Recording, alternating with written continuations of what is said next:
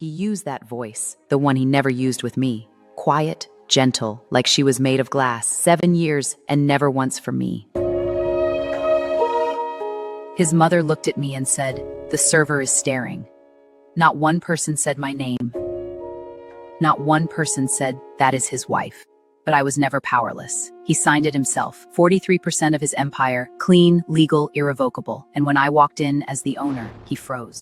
My Korean Mafia boss husband never lowered his voice for me, only for his ex's tears. Then I walked in as the owner and he froze. He used that voice, the one I never heard him use with me. Quiet, gentle, like she was made of something breakable. 7 years. He never once lowered his voice for me. Not when I was tired, not when I was afraid, not even on the night I almost didn't make it. But for her tears, every time. His mother saw me first. She always did. The server is staring. Someone remind her this is a private dinner. Not one person said my name. Not one person said, "That is his wife." I had worked a double shift. My feet hurt. My back hurt. I had driven 40 minutes to get there because they called me and said come. And I came. Like I was staff. Like I had always been staff. I want you to understand something before I tell you what happened next. I was not powerless. I had never been powerless. They just never thought to check. He signed it himself. On a night when he thought he needed me more than I needed him, a rival family was moving against his empire. He needed clean assets, hidden assets, assets that couldn't be traced back to his name. He chose me because he trusted me. And then he forgot what trust meant. But I didn't forget. I just waited for the right room. This was the right room. Here is what is about to happen. Step 1. The betrayal that finally broke my silence. 7 years of lowered voices that were never for me. Step 2. The humiliation his family built in their own dining room. The one that gave me the reason I needed. Step 3 is where everything changes. Because the paper in my hand proves that Sion Group was never truly his. Not anymore. Step 4. The moment he realized he had been dismantling his own empire, one dismissal at a time. And step 5. The moment I chose myself, in front of every person who told me I was nothing. Stay, because when he froze, I want you to see his face. That face is the whole story. My name is Zara. I met Kai Sion on the worst night of my life, and somehow that's still the night I choose again. He was sitting at table 7 of the restaurant where I worked. Obsidian Grill, 42nd floor. The kind of restaurant where the menu doesn't have prices, because price is not the point. I was 23. He was 29. He looked at me the way people look at something unexpected. Not like I was beautiful. Not yet. Like I was a problem he hadn't anticipated and found interesting. By the end of the night, I had refused to serve his table twice and comped his dessert once because his business associate had been rude to a junior server, and I had told him so directly, in front of everyone. He left a $4,000 tip and asked for my phone number on the receipt. I called him 3 days later. We were married 11 months after that. I want to tell you who Kai Sion was to me before I tell you what he became. He was the man who drove 40 minutes in the rain to bring me soup when I was sick, because I mentioned it once in a text. He was the man who learned to say my name correctly. All the tones and rhythms of it, because he said it deserved to be said right. He was the man who, in the beginning, always lowered his voice when I was tired. The man who made that voice feel like something I could rest in. That man existed. I am not inventing him to make the betrayal hurt more. He existed. And then the empire got bigger, and Mina Yoon came back from overseas. And somewhere in the space between those two facts, the voice disappeared. Not all at once. That's the thing nobody tells you about how love dies. It doesn't go out like a light. It dims, degree by degree. So slowly you keep thinking, maybe tomorrow it comes back.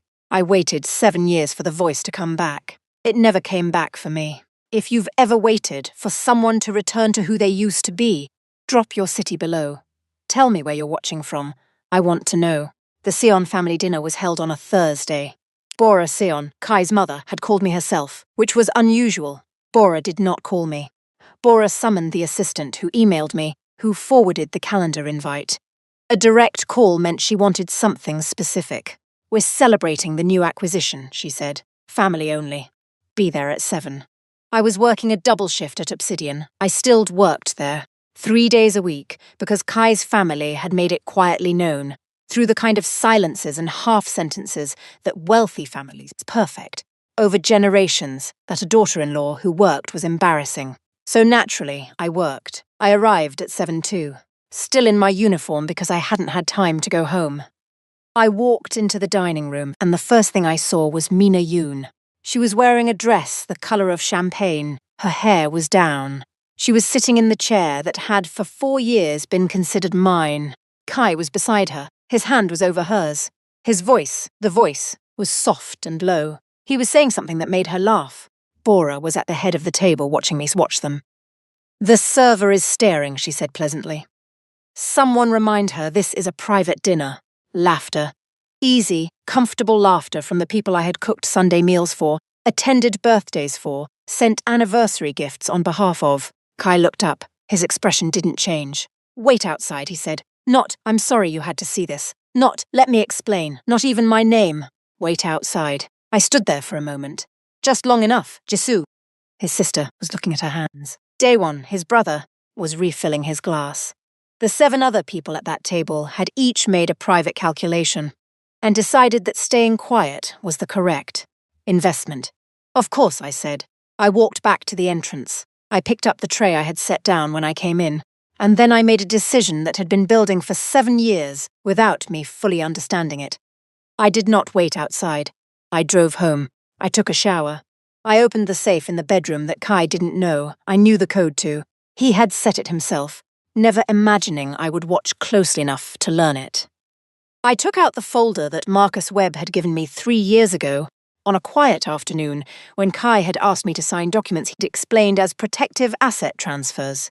He had been distracted, trusting, and in a hurry he had not read what he was asking me to sign. Marcus had.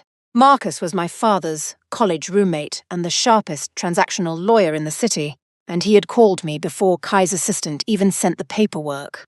"Read it twice," Marcus had said, "then sign it, and keep a copy somewhere only you know." I had signed it. I had kept a copy.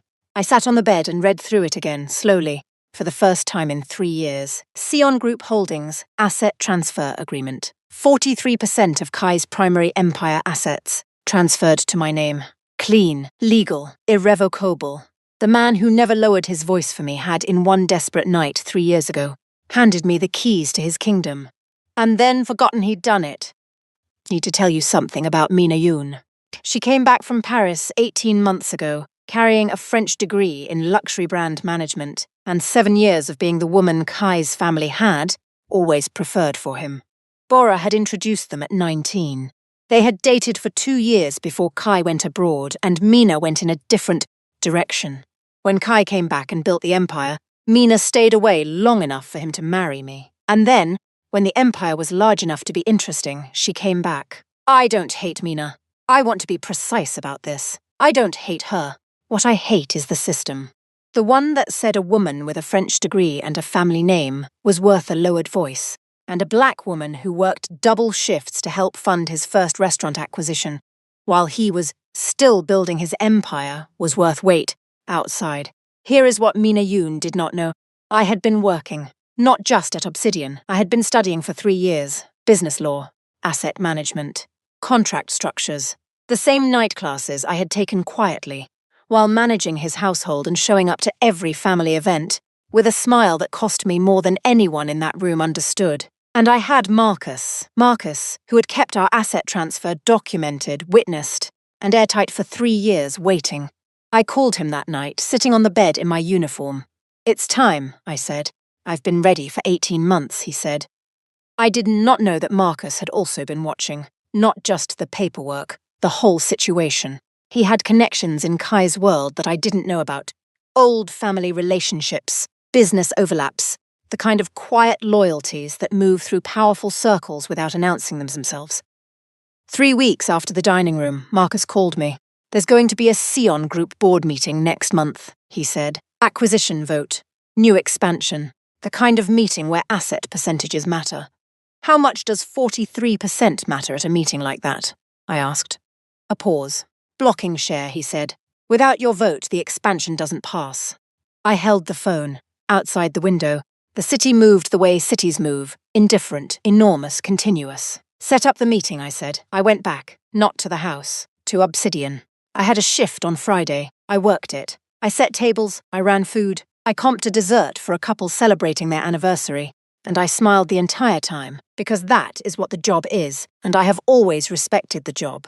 Bora arrived with Mina and Jisoo at 8 o'clock. They asked for my section. I want you to sit with that for a moment. They knew I worked there. They chose my section. Bring us the tasting menu, Bora said, not looking at me, and make sure the wine is cold. The last time someone from this section served us, the wine was room temperature. Of course, I said. Jisoo was looking at her phone. I saw the announcement about the Sion Group expansion, she said, mostly to Mina. Day one says it's basically confirmed. Mina smiled. Kai worked so hard for this one. I brought their wine. I poured it correctly. I answered every question. I did not spill a single drop. As I was walking away from the third course, I heard Bora's voice, carrying the way she always let it carry when she wanted to be overheard. She really doesn't know when she's lost, does she? Showing up to work in his restaurant, serving at his table. Some women just don't have the dignity to leave quietly. Laughter light. Performative. I stopped walking. I turned around. Mrs. Sion, I said, the restaurant you're dining in tonight. I'd recommend enjoying it while you can. The ownership structure is about to become considerably more complicated. Bora's expression didn't change. Is that a threat from my son's server? No, I said. It's a scheduling note. I walked back to the kitchen. I did not shake. I did not cry. I had 1 month. Comment the word counterattack if you've ever stayed quiet in a room where people underestimated you because you already knew what was coming. Tell me. I need to know I'm not alone. Sion Group's quarterly board meeting was held on a Tuesday. Marcus arrived first. He had filed our documentation with the board's secretary 3 business days prior, as required by the corporate charter. 43% properly registered, properly noticed. When Kai walked into the boardroom, the first thing he saw was my name on the shareholder register. Zara Sion, 43%. He stopped. The room had 12 people in it. 3 of them knew what was coming. 9 of them did not. Kai looked at the register. Then he looked at the door. I walked in. I was wearing a charcoal suit. My hair was up. I had a legal pad, a pen, and the asset transfer document in a leather portfolio that Marcus had given me 3 years ago, saying, "Keep this, somewhere safe." Kai's expression. I need to describe this carefully because I want to be accurate. It was not anger, not immediately. It was the face of a man whose internal model of the world had just failed to load. He had built an entire architecture of assumptions around who I was, what I knew, what I was capable of, and he was watching, in real time, as that architecture revealed itself to be incomplete. "Zara," he said. "Mr. Sion," I said, "I believe we have a vote." The expansion proposal went to the floor. Without my vote, it failed. I voted against it. The room went very quiet. Kai stood up slowly. "You don't understand what you're doing." "I understand exactly what I'm doing," I said. "I've been studying for 3 years to make sure I understood exactly what I was doing before I did it." "This is my company. 43% of it," Marcus said from the chair beside me, "is hers. As of 3 years ago, properly witnessed and filed. Mr. Sion, your legal team has already been notified." Kai looked at Marcus, then at me. The man who had never lowered his voice for me was now speaking at a volume I had never heard from him before. Barely above a whisper. "Why?" I held his gaze. "Because you waited outside," I said, "and I waited 7 years. The expansion failure made the financial pages by Wednesday morning. Not because of the vote itself. Corporate votes fail regularly, but because of what the vote revealed. That Kai Sion's asset structure contained a 43% stake held by his estranged wife, undisclosed to investors, a fact that constituted a material omission in their recent investor communications. The stock correction happened by Thursday afternoon. I did not celebrate. I want to be clear about that.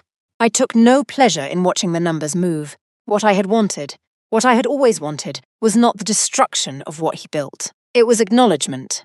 Simple, decent acknowledgement that I had been there, that I had mattered, that the years I had given were real. He had been given 7 years to offer that. He had offered me wait outside instead. The company structure he had built, the one that required clean assets in my name to protect him from a rival 3 years ago. That structure was his design. I had simply stopped being invisible inside it. The rival family he had protected himself from, they were watching too. Marcus had made sure of it. By Friday, Sion Group's board had called an emergency meeting. Without my cooperation on the restructure, the correction would become a crisis. Kai called me on Saturday morning. The voice was different, quiet, lower than I had ever heard it. "Can we talk?" he said. "Yes," I said. "Have Marcus contact your legal team." 6 weeks later, I walked back into Obsidian, not as a server, as the new co-owner. The acquisition had been part of the restructure negotiation. Obsidian was one of Kai's secondary holdings, a restaurant group he had purchased 3 years ago with clean assets that happened to include mine. The negotiation had been conducted entirely through lawyers, and I had asked for 2 things: Obsidian and a clean legal separation. He gave me both.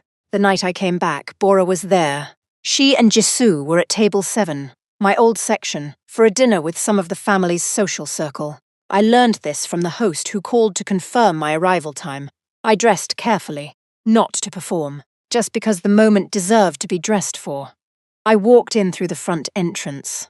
The host greeted me as Madam. The room registered this. Bora looked up. I watched her process what she was seeing, the greeting, the staff demeanour, the way the room had subtly reorganised around my arrival. Jisoo put down her fork. I walked to the manager on duty, reviewed one operational note with him, thanked him, and turned to leave. Bora said, "Zara, not Madam, not her son's wife, my name." For the first time she said my name. I turned. "He made a mistake," she said. It was the closest she had to an apology. I had learned to hear what people meant when they couldn't say it correctly. "Yes," I said. "He did." I walked out. Comment the word payoff if you've ever walked back into a room that tried to dismiss you and felt the whole thing shift without saying a word. I want to read every single one. 6 months after the board meeting, Obsidian had a new menu, mine. I had worked with the chef for 8 weeks. Every dish was something I had cooked at some point in my life, adapted, elevated, made into something that belonged in a 42nd floor dining room. The review came out on a Thursday. The critic called the menu quietly revolutionary, the kind of food that knows exactly what it is and refuses to apologise for it. I kept that line. My mother was the first person I called. She was a woman who had worked double shifts her entire life. She had never once been told by anyone that her labour was worth a lowered voice. She had built me from the same understanding, that you do the work, you carry the weight, you wait for the room that finally sees you clearly. "Tell me what it looks like," she said. I looked around the restaurant, the tables with their white cloths, the city 40 floors below, the staff moving with the confidence of people who had been told they mattered and believed it. "It looks like it was always mine," I said. "Because it was," she said. "Kai and I finalised our divorce 9 months after the board meeting. He signed the papers without a fight. I had not expected that. I had prepared for one. He asked me, once through Marcus, if I would meet with him. I thought about it for 3 days. I said yes. We met in a neutral place, a coffee shop on Meridian Avenue, small table. No lawyers. He looked different. Not diminished, just reordered, like a man who had been rearranged by what he'd learned about himself. "I spent a long time trying to figure out when I stopped seeing you," he said. I let that sit. "It wasn't one moment," I said. "It was 100 small ones. Every time you chose your voice for her and not for me. Every time you let the room decide what I was worth. Every time you waited for me to adjust instead of asking if I was okay." He was quiet. "I'm sorry," he said. "I know," I said. "I meant it. Not as forgiveness. Forgiveness is a different conversation, a longer one. I meant it as acknowledgement. I heard you. I believe you. It doesn't change what happened, but I heard you." I left the coffee shop with my coat on and my keys in my hand, and the city spread out around me, enormous and indifferent and full of rooms I hadn't walked into yet. I chose myself that day, not dramatically, not with a speech, just by walking out the door and knowing clearly and completely that I was enough. Here is what 7 years taught me. A man who saves his gentleness for another woman is not a cold man. He is a man who made a choice, and every day he makes that choice, you are watching him tell you who you are to him. The mistake I made was believing that love meant I had to keep accepting the answer. It doesn't. You are allowed to require that your name be said with gentleness. You are allowed to require that your presence lower the volume of a room. Not raise it. You are allowed to stop waiting for someone to see your value and simply become the person who owns the room instead. She walked away with everything. Not because she took it, because she had built it, quietly, carefully, year by year, while they were all looking somewhere else. And when the room finally went silent, she was already standing at the head of the table. That is not a revenge story. That is a recognition story. The difference matters.